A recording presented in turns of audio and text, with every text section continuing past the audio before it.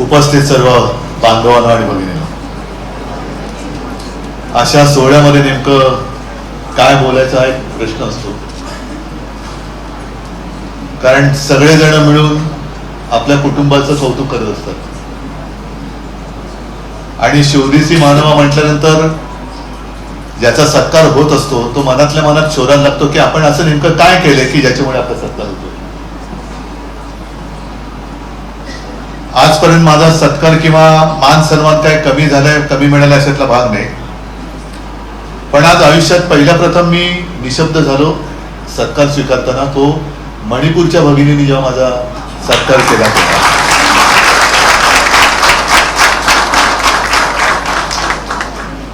कारण केवळ सत्कार स्वीकारणे एवढा मी निर्दयी किंवा निर्ढवलेल्या मनाचा असतो. तर जसं संजय म्हणजे हे संजय तुम्ही जे म्हणालात, बाळासाहेब रमेश बोडकेला म्हणाले होते की तू मोठा नेता नाही होऊ शकत, तर तसा मी मोठा नेता त्या व्याख्येत कधीच झालो असतो. पण आज मला खरंच गहिवरून आलं की अरे तिकडे काय चाललंय, काय काय सगळं हाल अपेष्टा भोगल्या आजही भोगत असतील आणि आपण त्या भगिनीच्या हस्ते सत्कार स्वीकारतो. आपण काही करू शकत नाही. काश्मीरी पंडितांचा विषय तुम्ही सांगितला तेव्हा हिंदू हृदय सम्राटांनी सरकार आपलं नव्हतं तरी सुद्धा करून दाखवलं होतं. आज आपण आम्हाला असं वाटलं होतं की 2014 साली युतीचं सरकार आलं, आपलं सरकार आलं. पण आपलं सरकार असताना सुद्धा मणिपूर पेटले, लेह लडाखचं तुम्ही मला सांगत होतं लेह लडाख मध्ये आता नेमकं काय चाललं असेल कोणालाच माहिती नाही, कारण बातम्याच बंद झाल्यात. म्हणजे मला कोणीतरी काल सांगितलं की तिकडे तर गावागावात जवान बसले जातात लेह लडाख मध्ये. प्रत्येक गावात 100-100, 200-200 जवान तिकडे ठेवलेले आहेत कोणी. आणि संचारबंदी. काश्मीरमध्ये सुद्धा तीच हालत आहे. आसाममध्ये लोक रस्त्यावरती उतरलेत. हे आपलं स्वातंत्र्य 75 वर्षे झाले. आणि अशा या सगळ्या बिघडलेल्या वातावरणात सूर जुळवायची कशी, मैफिल रंगवायची कशी. आणि संजय म्हणजे आता हे 2-2 संजय झालेत. त्याच्यामुळे संजय म्हणजे आता अरे संजय म्हटलं का संजय राऊत आणि अहो संजय म्हटलं का संजय नाळ. त्यामुळे तुम्हाला ओळखायला सोपं पडेल. त्याच्यामुळे अहो संजय तुम्ही जे काही काम करता आहात आणि एक आठवणींच्या तुम्ही अशा लढ्या जशा सोडवाव्यात तशा उलगडून एक सांगत होतात. हा हे एवढं सगळं अनुभव संपन्नता जी तुमच्यात आली ती तुम्ही आणि तुमच्या सहकाऱ्यांनी जी काही मेहनत केली तसं पाहिलं तर तुम्ही काही होऊ शकला असतात. म्हणजे आता झालेलंच आहे. पण तुम्ही जे काय होत आहात आणि जे काय करता आहात हे सर्वसामान्यांची ही गोष्ट नाहीये. सर्वसामान्य माणूस नाही करू शकत. आणि काही दिवसांपूर्वी मला आठवतंय एक पुस्तक मला वाटतं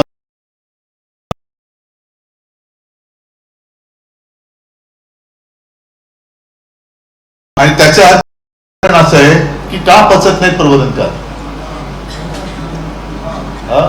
का पचत नाहीत. आणि मग अर्थात मी होतो, पवार साहेब होते, आम्हाला बोलायला सांगितलं.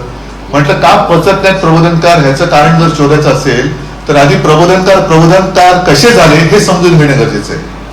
आणि ते प्रबोधनकार होऊ शकले याचं कारण त्याने जिंकायचं काहीच नव्हतं आणि काही हरण्याची भीतीच नव्हती. हरण्यासारखं काही नव्हतं आणि जिंकायचंही काही नव्हतं म्हणून ते प्रबोधनकार झाले.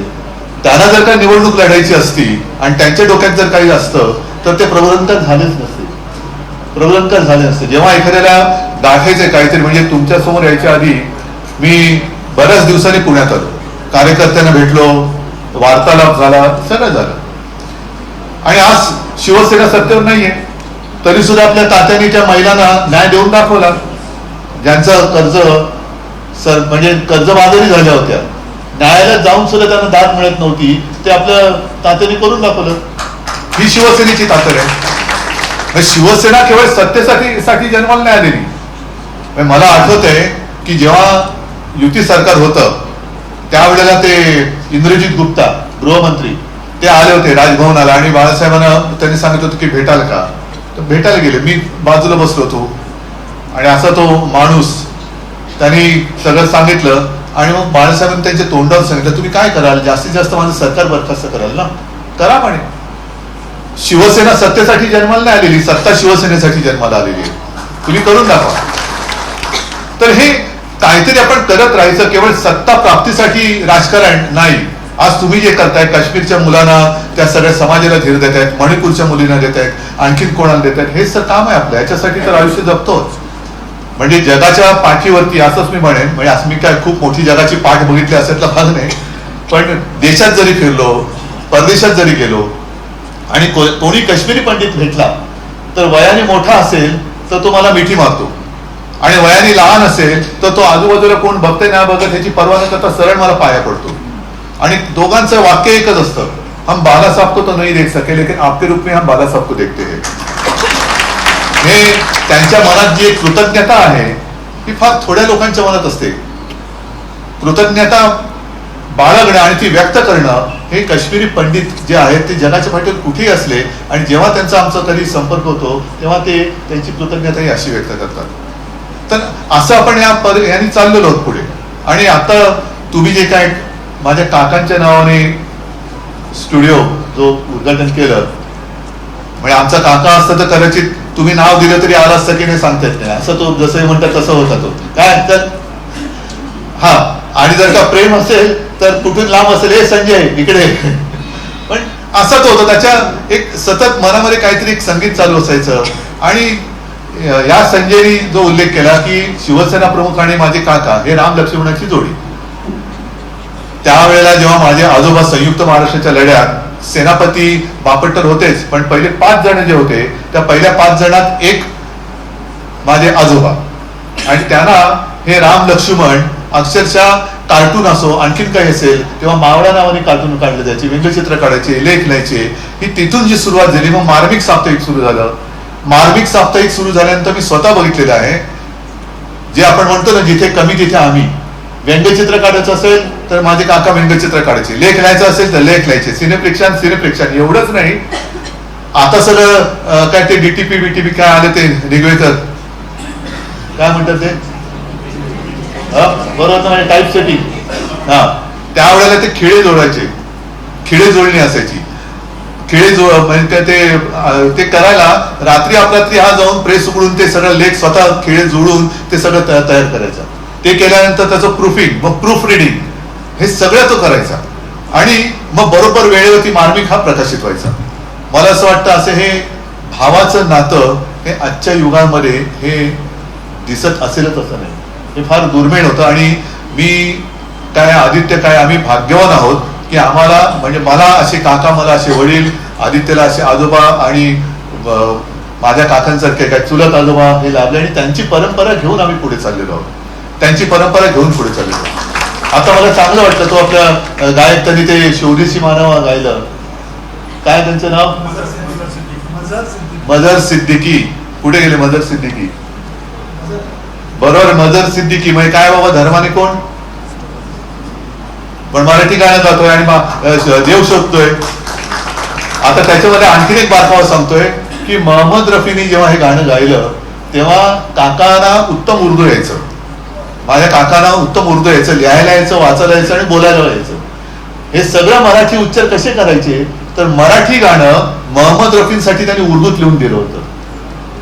मोहम्मद रफीने म्हणजे कसा उच्चार, कारण प्रत्येकाची भाषा, भाषेचे उच्चार वेगळे असतात, तर ते उच्चार मराठी सारखेच आले पाहिजे. त्याच्यात कुठे उर्दू हे नकोय, कुठे हिंदी नकोय, तर तो कसा उच्चार पाहिजे तर तो उर्दूचा शब्द, मराठी शब्द हा उर्दूत त्यांनी लिहून दिला होता. आणि त्यांच्याकडनं तशी ते रिहर्सल करून मग त्यांनी ते गाणं गाऊन घेतलं होतं.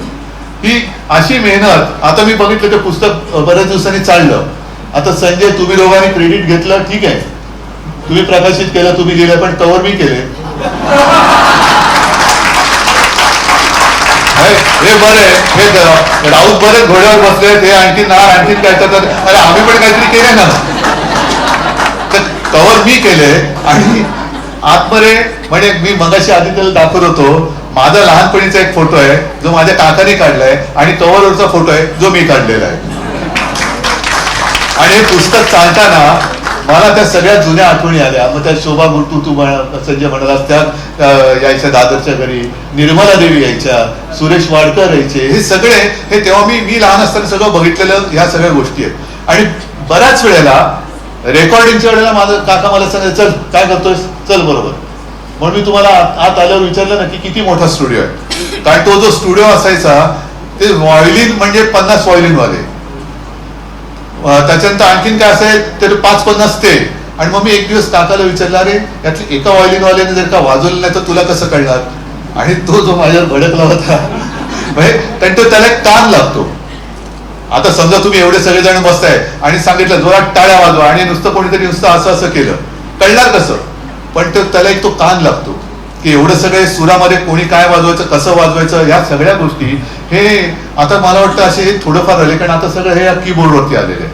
म्हणजे चांगली गोष्ट आहे, नाही अशातला भाग नाही, पण तिथपासून इथपर्यंत आपला संगीताचा हा सगळा प्रवास. आणि मला खरंच समाधान आहे की ते सगळे तो प्रवास आत्ताचा जरी मी बघत नसलो तेव्हाचा प्रवास मी पाहिलेला आहे. पण संजयजी तुम्ही खरंच चांगलं काम करताय. त्यावेळेला तुम्ही सांगितलं की शिवसेना प्रमुखांनी काश्मीरच्या मुलांना कॉम्प्युटर दिले. आजही कोणाला काय पाहिजे असेल तर सांगा, बाळासाहेबांची 30 शिवसेना तुम्हाला पूर्ण ताकदीने मदत केल्याशिवाय. आणि सगळ्यांना मी धन्यवाद देतो. प्रेमाने तुम्ही आम्हाला बोलवलं आणि खास करून माझ्या काकाची आठवण तुम्ही जागवली, त्याच्याबद्दल मनापासून धन्यवाद देतो. जय हिंद, जय महाराष्ट्र. एबीपी माझा, उघडा डोळे बघा नीट.